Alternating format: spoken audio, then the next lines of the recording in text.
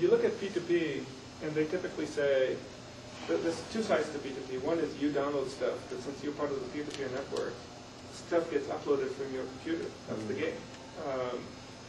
From your point of view as a user, you don't really care about that stuff that gets uploaded. You want to know that the stuff you're downloading gets in.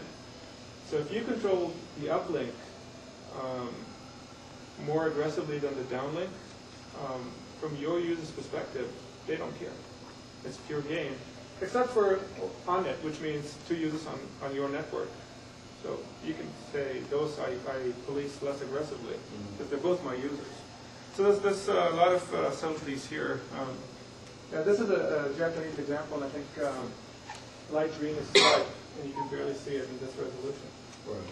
But most of this dark gray is winning. And here and this is a gigabit link.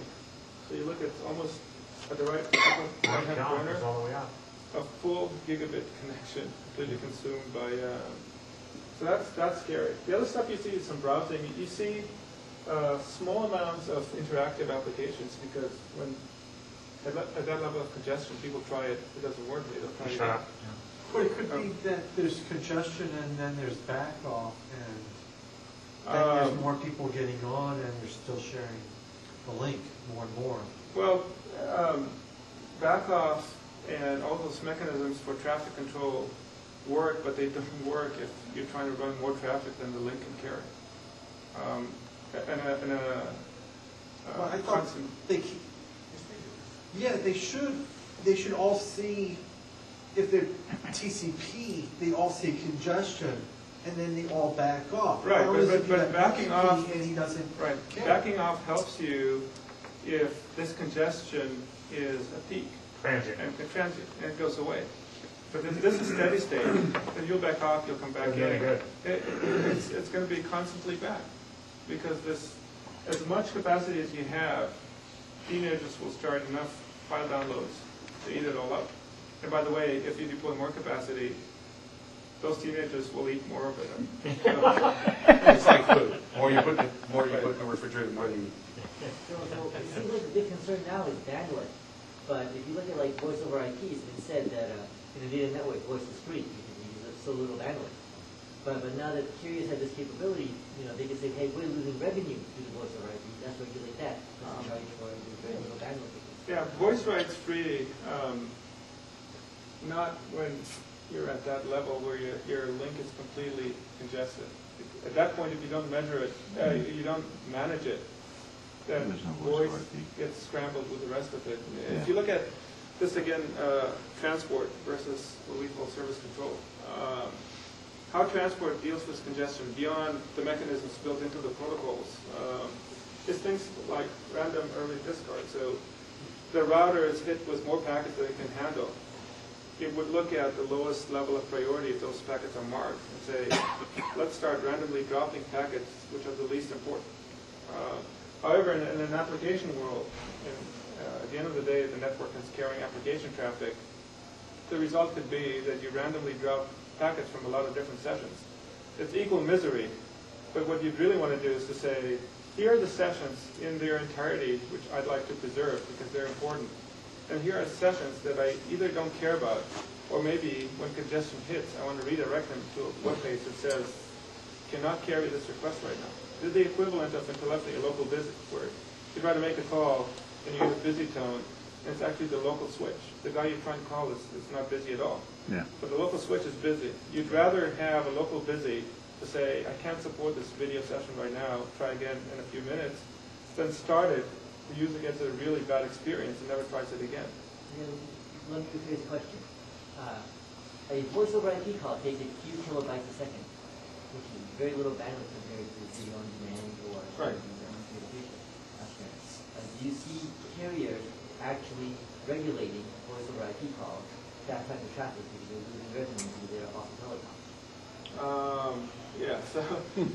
So there's a technical answer. There's a philosophical answer. And there's one more layer to it which we are not even discussing. It's the supply versus demand. Right. And who wants to pay, and number of competitors. few competitors, it's good for the competitors. Too many competitors, good for the customer. There's a lot of new concepts here we have to look at, not just the traffic. This is just the bits and bytes part of it. So from just briefly to answer it, from a technology standpoint, yes, all the carriers that we're working with, one of the first things they want to do is to say, we want to have control over voice over IP traffic. Now that could be positive or negative control.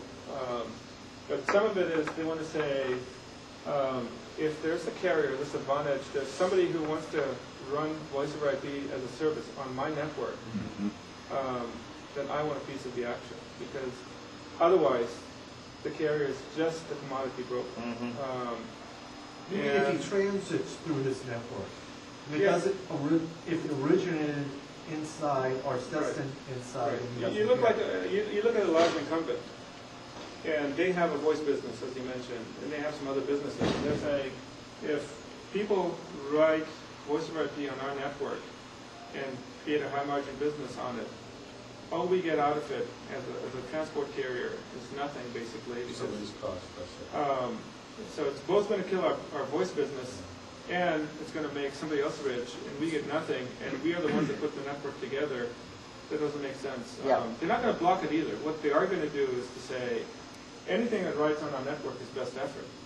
Now, if you want to run a voice business, we can make it consistently good, but you'll have to pay some premium for it, and then everybody's happy. Yeah.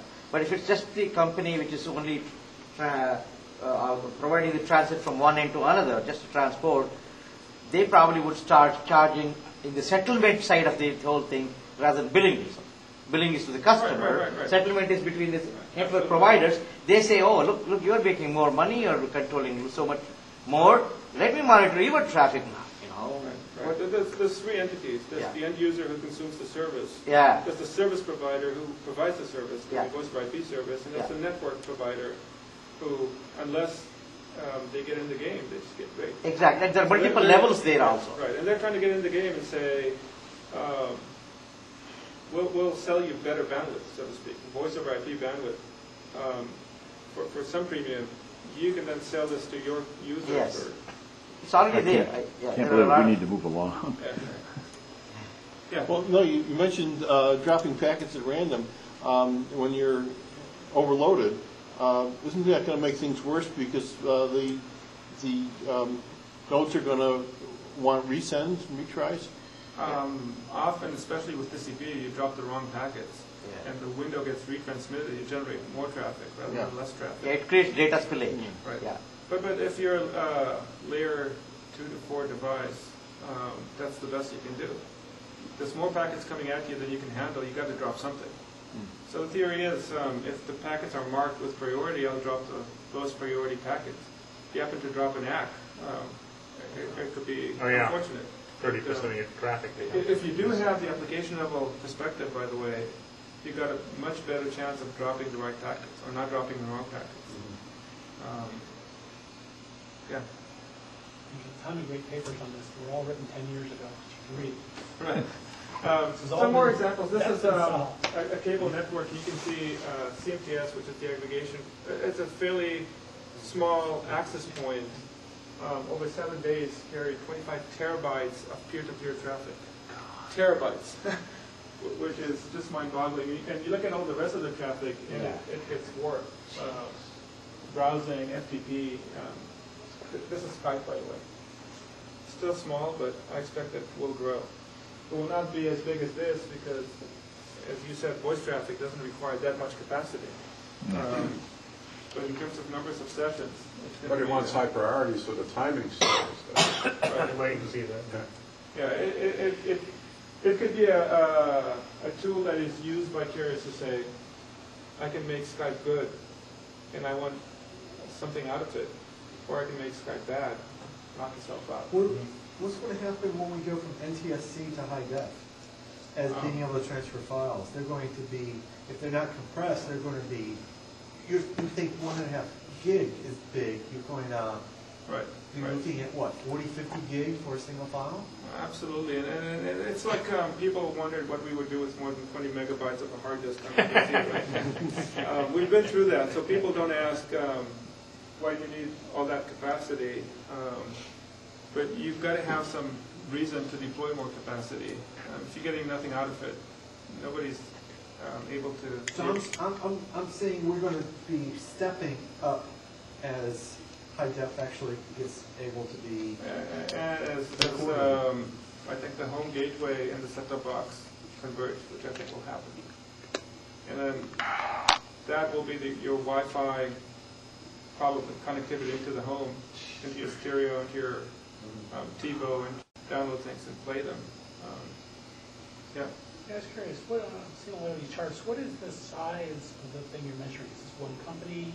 Is it one country? Is it one somewhere? It's one location on somebody's network. Somebody, is this a big somebody, a little, I mean, I'm trying to get a sense of the space No, you're measuring. big. We're almost solely focused on first-tier carriers. Okay, so it's a typical AT&T. Yeah, somebody of that nature. This one, well, the previous one I think was NTT in Japan. Why do we think 25 terabytes is very much? But then you look at 25 Look at terabytes, relative. this is one small CMTS in some location, not even Tokyo. Okay, so it's not one carrier, that's what I was trying to get at. No, so this is not the total traffic for the carrier. This is the total traffic for one little hub for one carrier. Still not that. Okay. This depends on the location you're talking. Big metropolis versus small location, and so on. And this is just a conglomerate. Anywhere you go, if you have one pop of a carrier that carries 25 terabytes of peer-to-peer traffic in 1 week, you just do the math of to run this kind of capacity, how much the actual transport equipment will cost you, and what it will cost you to keep up with this. It's very expensive. You should be charging for it. Yeah, That's the point. That's the whole point. That's why he's here. Exactly. That's the point. I didn't even mention, by the way, where a lot of those guys hurt the most. And it's not in accumulating all this access equipment. The biggest pain is in the transit. You look at Japan, if they need to carry traffic across the Atlantic, and peer-to-peer is distributed, so there's no localization. There's no reason to assume that if you look for Nemo, you're going to find it in the same town. Sure. All of this traffic, we're sitting a lot of transit connections. Those transit connections, not surprisingly, they look the same. 70% of the transit connections peer-to-peer, a lot of those get charged by the megabit. So even charging, one of our original ideas were, one of the packages you could offer is an all-you-can-eat peer-to-peer for a premium. We said charge $20, $30, $40 of a premium and let those users, and at least you get something out of it. We had 3 of the carriers come back to us, say we did the math of what it would cost us to provision an all-you-can-eat peer-to-peer. All 3 numbers came in between $800 and $1,000 a month to break even on a single user. So that blew the all-you-can-eat idea. There's still, you can have more peer-to-peer for some premium. But it can't be unlimited. So they're extremely lucky that probably a very small percentage of our population actually uses all that network. You know, that used to be true, but that changes too. A lot of 15-year-olds out there. Well, there's a lot of old ladies getting old stuff. Right. When we started looking at the network, 90-odd% of the traffic was generated by less than 5% of the users. With peer-to-peer, that's no longer true, because more and more people have discovered this and leave their computers on all the time. And those are the big traffic generators. So now you look at the demographics, it's probably 35% of the users generate the large amounts. And peer-to-peer, I think, is going to be a way of life.